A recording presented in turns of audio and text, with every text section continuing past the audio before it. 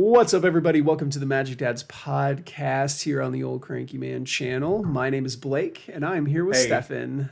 I'm Stefan. How you I'm doing, so buddy? happy right now. You're so I'm happy good. How you right now. doing? I'm Yeah, good. I love your jersey, dude. Oh, thanks. This is my Old Cranky Man jersey. There's the Cranky Six Man six. himself.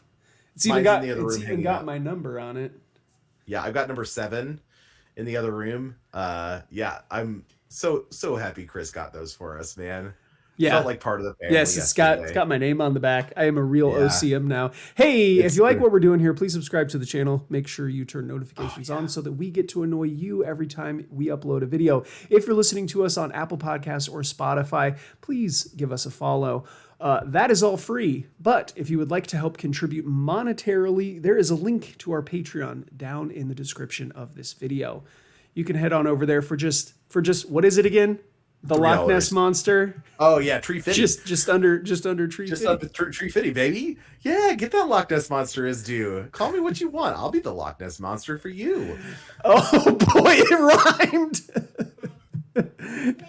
Okay, so now that that is out of the way, let's bring in what this podcast is about. Now, how long have we been playing Canadian Highlander? Going on 6 years. Going on it. It'll be Yeah. 6 years this summer. Yeah. And I have played so many different decks. Mhm. I have a propensity to brew. Serial brewer. I am typically not somebody who just like picks up a meta deck and goes to Scryfall or Moxfield and gets a meta deck and just builds that. Not usually what I do.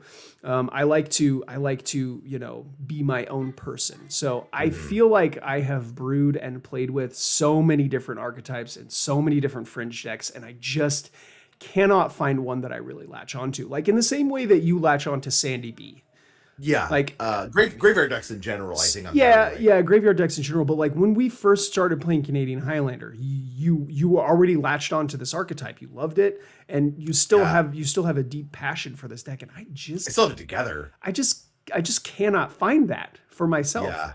So If you put a gun to my head and you were like, let's play your favorite deck right now, it's still gonna be that deck for me. yeah, As much as I love Dredge and I love Breach Storm, and sort of just like goofy graveyard strategies. Sandy B is like this weird creature, has some like really cool lines and interesting play patterns that I enjoy, but you haven't found that yet. so we were talking about this specific thing a few minutes ago, and you said I have a deck that I think that you would like to play, and so Yeah. I don't know what that is yet because I didn't let you finish your sentence. So this episode is what should Blake play in Canadian Highlander? Yeah. So build a deck for Blake. Let's build a It's deck sort of for like- Blake. Yeah. And we're not going to build it from the ground up. But because like a good portion of a deck is generally like, 30% mana base, and we can form that however we want. Like there's some cool interactions with some like utility lands if we want to do that. But in my mind and in my soul, having known you for a very long time, there's a card that I've never seen you cast in Canadian Highlander, and one that feels like it would get a lot of value and one that would bring you a lot of joy. I'm dying to hear what this is. So a little bit of backstory on Blake is that your favorite block is probably Alara constructed. Shards of Alara. I do love Alara block. Yes, You love Alara block, and you are a Grixis player. I do. I do identify with the Grixis overlords. Okay. So saying that, Grixis, Alara block, there is a there probably the most emblematic card of that block, that format in Grixis. Oh, Cruel Tomatum. Cruel Tomatum is the card. You're gonna make Jeremiah so happy saying that because that's his favorite card. It's absolutely the card that feels like it could get the most value. It hasn't been played in a while, so people aren't prepared for it, right? So Cruel Ultimatum is sort of designed to be the ultimate X for one card, right? You're getting so much value off of one card, and while the color pips are super intensive in terms of like, if nobody has seen what it does, we can obviously put it on screen here. but the mana cost is hyper intensive. Here, Triple black, I'll double put it blue, on the double screen. red. Hang on. Yeah. And then it does everything. It basically, let me count the things that it does. So discard, sacrifice creature, discard 3 cards, lose 5 as. That's not really something I'm going to consider. Then return a creature from graveyard to hand, draw 3 and gain 5. So that's effectively an 8-for-1 on 1 card, right? I don't think that there's a better rate for mana in any card. And the thing that I'm going to get at with this is it's easy for us to build around pointed cards in ways that make them like sort of win the game immediately. That is to say, like, we build around Time Walk, we build around Ancestor Recall, and we build around these cards because we're going to play them or combo with them, win the game. I am going to posit that if you cast a Cruel Ultimatum, you also win the game if it resolves. It's what, 7 mana? It's 7 mana. How are we not going to die in the process? Well, we're playing Grixis Control. And Grixis has some of the best interaction. Yeah, right? So like, okay, so here's a prime example of this. So like, I really like the Teamer Tempo decks. Exactly. The problem with playing the Teamer Tempo decks is like your removal is garbage. It is, yeah. And then like I like playing I like the way that the Jeskai Tempo decks look, but then like your creatures are garbage. Right, because you're leaning sort of leaning heavily into these pyromancer effects, and yeah, I don't think those are. I mean, in my experience, they have not been great. For the same reason that mana dorks right now are kind of okay-ish, with Fury and stuff like that going around. Yeah. What if we lean back away from those cards and we lean into sort of the removal of black and red, the interactability of blue, and then we get some real stonking good cards in black, and your payloads are all black. We can play all of the thieves. You can play Opposition Agent. You can play Notion Thief.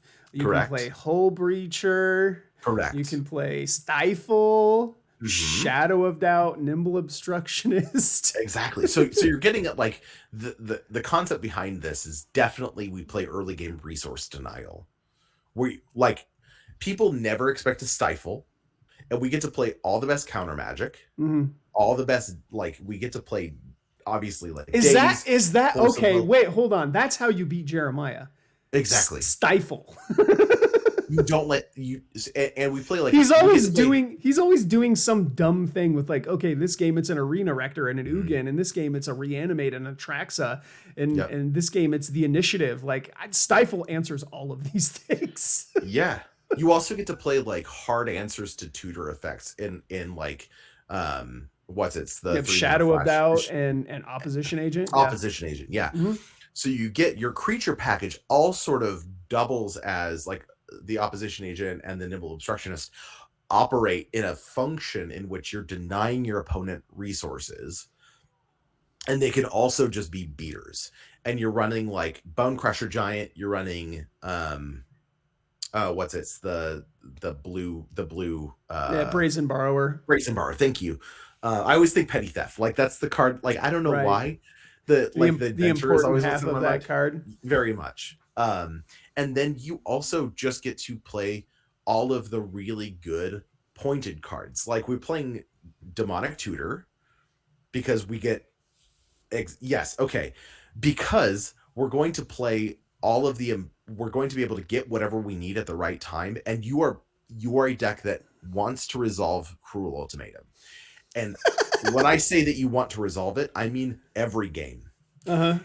And not only do you want to resolve it every game, you want to resolve it as many times in a game as you can. Oh boy. So Snapcaster Mage my Cruel Ultimatum. Exactly. I'm glad you're with me on this. I'm glad you boarded the ship. Where am I going to get all the mana? Okay.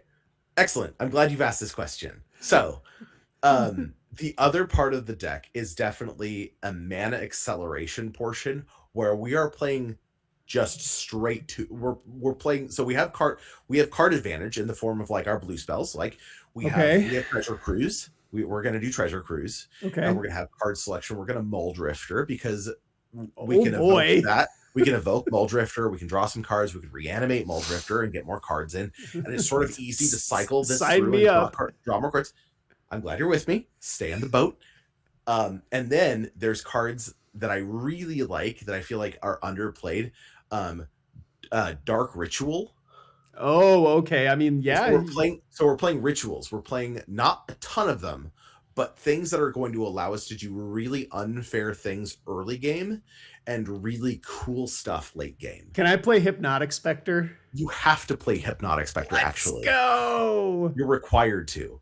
And so we're leaning into the what is people have underestimated how good mana is in this format for a long time. Oh, it's very good. It's real good and it's real easy. Yeah. Because you're also running some initiative creatures that are going to let you tutor out the basics that you need. Sure. And effectively as you're playing the game, as you're playing it, I want you to have in your mind 2 red, 2 blue, 3 black. 2 red, 2 blue, 3 black. And that is always what you are building towards. Your mana base is always building to 2 red, 2 blue, 3 black. 3 black. Exactly. And if you can produce okay, so for the longest time I played Grixis Tempo. Mm-hmm. And you know, my idea was that like you have all of the good cards that go in the blue red shells, but then also you get to play actual removal spells. Correct. Yeah. But my dream was always to attack with a Lelia, let my opponent assign no blocks, and then cast a Tainted Pact. I'm so glad that you're with me on this journey. And I still have not achieved this dream yet, but I want to do it real bad. So Tainted Pact is definitely one of our points in this. Yep. We are not a triple Mox deck. So we're not running the jewels. But that doesn't mean that because we're not getting as much advantage out of the Mox. Right. Yeah. So where our points are going to be DT, definitely. And then we're going to have Tainted Pact because that is one of the most egregiously underpointed cards. Sure. Right. We're going to have Treasure Cruise. Okay. We're going to have True Name Nemesis because that card's friggin' free. And then the Worlds Are Onion at that point. Like we can go into a mana drain if you want to do that. I do love a mana drain. You do love a mana drain. And then we could do like if you didn't want to do the one of these points, Vampiric Tutor. Oh, I was gonna say Breach. Yeah, the Rakdos deck that I played today, the points were Demonic Tutor, Underworld Breach, Tainted Pact, and Vampiric Tutor. I also wouldn't say no to Yogg's Will. Yogg's Will being a single point right now, you don't have to storm. You just get to replay the same. Right, and that was the whole point behind the Underworld Breach. Exactly. It's like if I just get to cast an additional copy of like Lightning Bolt or Terminate or but cast this Reanimate from my graveyard to reanimate. Like that was the whole point of the Underworld Breach was just giving me access to my entire graveyard for a turn. I also want you to play board wipes. And I mean, like, I want you to play Toxic Deluge, and I want you to play Dam. Or Damnation, not Dam. If you want to play Dam, go for it, but Toxic Deluge and Damnation. Because if you're in Grixis, people are going to start building to the board because they think that all of your removal is 1-for-1. And if they dump their hand and you Damnation them, you've already won the game. Because nobody expects Damnation. You can also play what is it? The -4/-4. Yeah, Languish. And I think that's a totally reasonable. I mean, card. maybe you're right. Maybe the problem, that I don't even remember what the problems that I was having with the Grixis deck were. I don't think I was actually having problems with it. I think I just got no. You did great. Just got bored of it. You made it to the top. You made it to the semis. That oh no, I top aided. Top aided, yeah. I remember you beating. I top aided. I played it in. Stifled me pretty horribly. I played it in back-to-back tournaments. The second time I splashed green for Oko, Rin 6, and Deathrite Shaman. Totally reasonable. Um, Leovold will also be fine to splash for if you wanted to splash a green, have like a light. but like green maybe what I splash was on gonna it. say was maybe you're right. Maybe I wasn't going big enough. Mm-hmm. Maybe Yeah, instead of playing Deathrite Shaman, just play Cruel Ultimatum. yeah, or yeah, or Hordling Broodlord, and like I did some that dirty things with that card today. card's so good and it's underplayed. People are afraid to play these like Well, to be black fair, spells. it is brand new. It is brand new, but it's also triple or quadruple black. It's triple black, Triple black. five black, black, black. So we kind of, I think, lean into that. Like everything in the deck, and we're also playing like Urborg, right? Tomb of Yawgmoth, because obviously, Sure. like, why wouldn't you? And just like if you ever have the opportunity to get a specific land out of your deck for whatever reason, you kind of go for that so that you can produce enough black mana because the deck is like primarily a black deck. In my mind, the color goes black, blue, red, and blue and red are actually pretty close to one another, but the black is like the primary color of the deck. Cruel Ultimatum. Yeah, so this is ultimately what I want you to do is I want, and we can do this offline. We can look through the cards because I feel like 60 to 70% of this deck comes together on its own. Yeah, it does. Yeah, you're right. The last 15 or 20 cards are the hard part. Yeah, you gotta get weird. But I kind of feel like that's basically the case with every brew. Yeah, but I think we just steer away from cards that aren't good in multiple scenarios. Like we kick away from all the limited hand disruption. Like we do Thoughtseize, and that's good. But I don't think we need Duress. I think we have counter magic. No, I don't play those anyway. Usually, I just rock one copy of Duress and then or not Duress. One Thoughtseize and one Collective Brutality.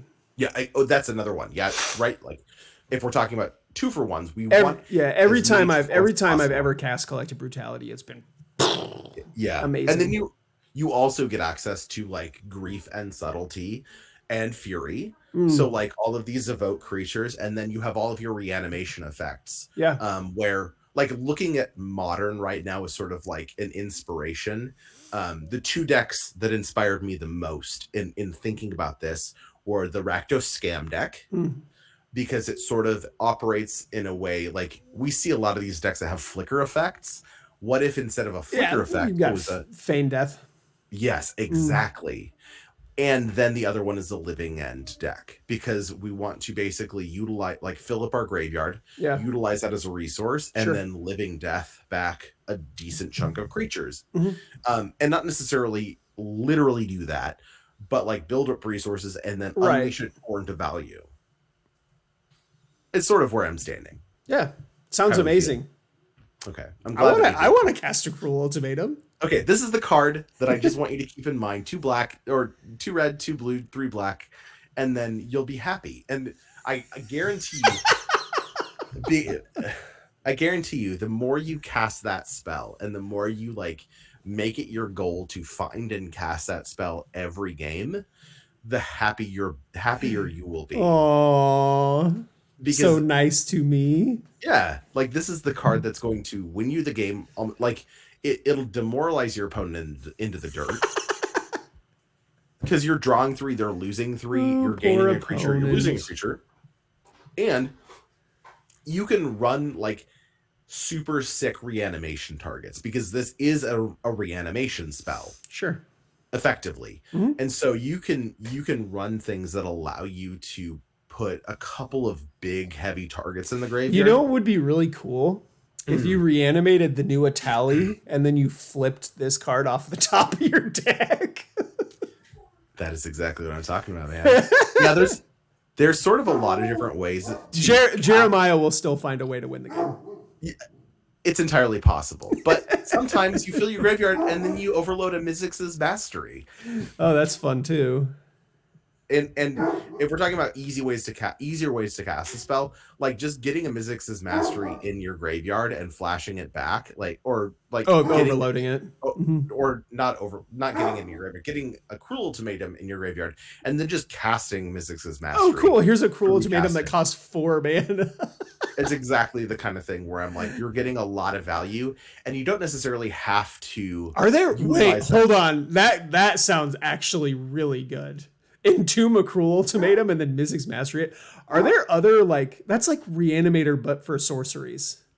Yes, we've are there other cards that do that are like Reanimator for sorceries? There are a few, yes. There's like Torrential Gear Hulk. That's another one. That's for instance. Ooh, I could cast Magma Opus. Yes.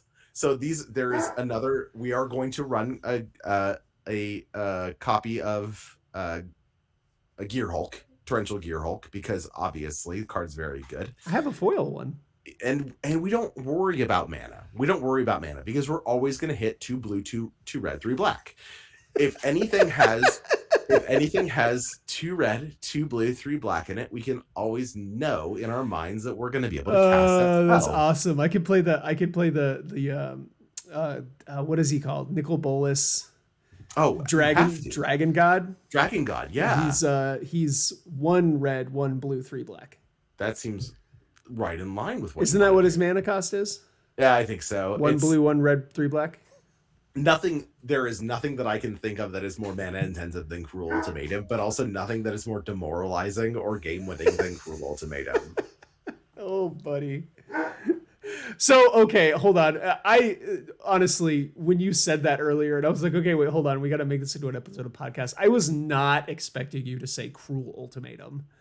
And I don't know what I was expecting, but I was not expecting a Cruel Ultimatum. It just immediately struck me. It felt like having one of those grand epiphanies of like, what could I do? Of course he's not having fun because he's not casting Cruel Ultimatum. Yeah.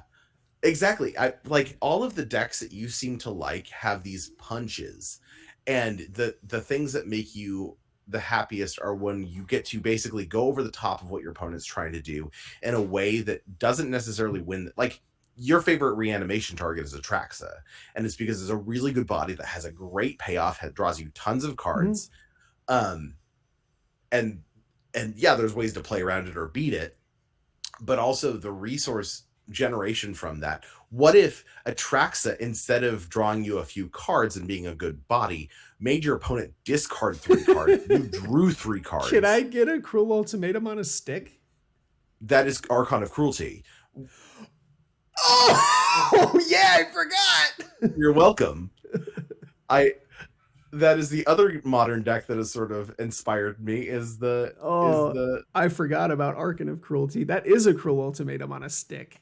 Yes. Okay. So I'm glad we agreed. I feel like we've definitely reached a point at which this deck could, and nobody else is playing this. Like, that's the thing. Nobody else locally is playing this. I don't think anybody else online is playing this deck. Yeah. Maybe. Yeah. But it doesn't matter. I think this deck is sweet. I do love Grixis. Like, the last couple of weeks when I've been tinkering around with these different brews that I'm making, I just keep thinking like, I want to cast Shadow of Doubt again. That was fun. Exactly. Those are the kind of cards. So instead of playing puny little Deathrite Shaman and Red and 6, I'm just gonna cast Cruel Ultimatum. Yeah, and you're gonna start the game off stifling your opponent into the dirt, starving them for resources, and then end the game Cruel Ultimating them into the dirt and starving them for resources. I don't see a problem. What else could a guy want? 2 blue, 3 red, 2 blue, 2 red, 3 black. That's it. Count the mana. Okay, sweet. All right, everybody. Coming to a Patreon near you very soon. We will post deck. I think we are going to save the actual list for the Patreon. So if you're curious, you want to learn more about this archetype, go down to the description, click on the link to our Patreon account. Yeah. All right, everybody. Want to thank you for watching us today. And as always, we want to remind you that we're proud of you. Bye. Night. Kiss, kiss.